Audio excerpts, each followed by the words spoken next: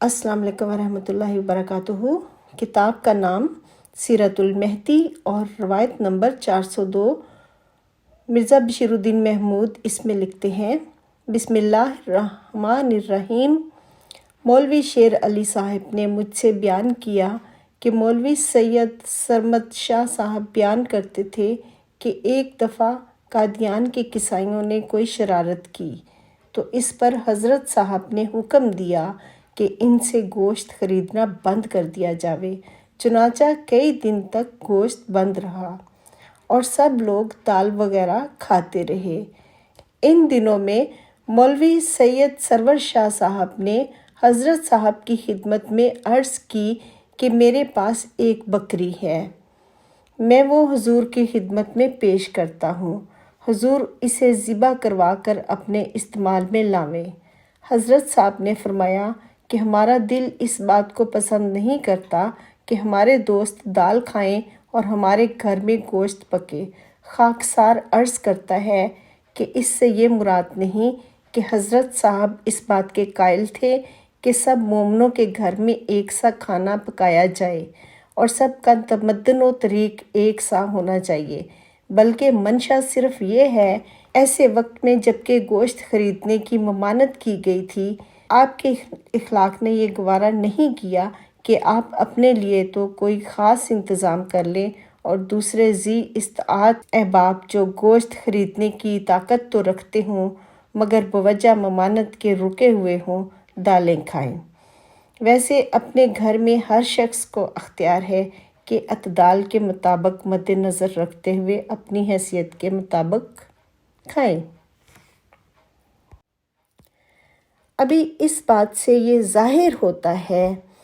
کہ جماعت احمدیہ میں ممبران کو سزائیں دینے کا طریق یہ صرف ابھی کا نہیں ہے، یہ اس وقت سے ہے جب سے مرزا غلام احمد صاحب موجود تھے، جس وقت انہوں نے یہ خود طریق قائم کیا تھا، جیسے کہ اس پیراگراف میں ہے کہ انہوں نے ایک قصائی کو سزا دی تھی اور اس سے گوشت لینے کو منع کیا ہوا تھا، اور باقی لوگ بھی اس وجہ سے دالیں کھا رہے تھے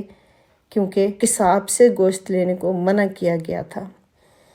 تو ظاہر ہوا کہ سزاؤں کا طریق ابھی کا نہیں ہے، شروع سے ہے۔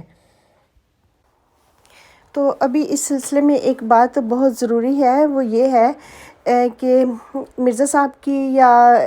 مرزا بشیر الدین محمود کی جو بھی پہلے کی کتابیں ہیں، ان کی اوریجنل جو کتابیں ہیں، ان کے اندر جو حوالہ جات تھے، جہاں جہاں پہ وہ جو چیزیں تھیں، جب انہوں نے نیو ایڈیشن بنائے تو انہوں نے وہاں سے وہ چیزیں ہٹا کے دوسری جگہ پہ کر دی ہیں۔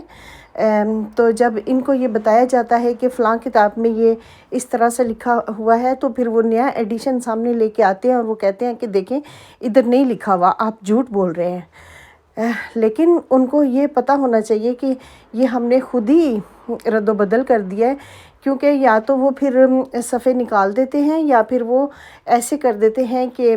صفحہ نمبر چینج ہو جاتا ہے یا کچھ بھی چینج کر دیتے ہیں کہ اسی صفحے پہ پرفیکٹ جا کے آپ اس کو ڈھونڈ نہ سکیں۔ تو جیسے ابھی دیکھیں سامنے میں نے یہ ڈالی ہوئی ہے، یہ جو پیراگراف میں نے پڑھ کے سنایا آپ کو، یہ روایت نمبر 402 پہ تھی، تو نیو ایڈیشن میں انہوں نے 405 پہ کر دیا ہے۔ تو یہ تقریباً بہت سارے حوالے، اکثر حوالے انہوں نے اس طرح سے غائب کر دیے ہیں، یا تو کمپلیٹ نکال کے غائب کر دیے ہیں یا پھر رد و بدل کر کے ڈال دیے ہیں۔ تو یہ بات بتانا بھی ضروری تھا، اس لیے میں نے یہ بات بھی آپ لوگوں کو بتائی ہے۔ Thank you very much. اللہ حافظ۔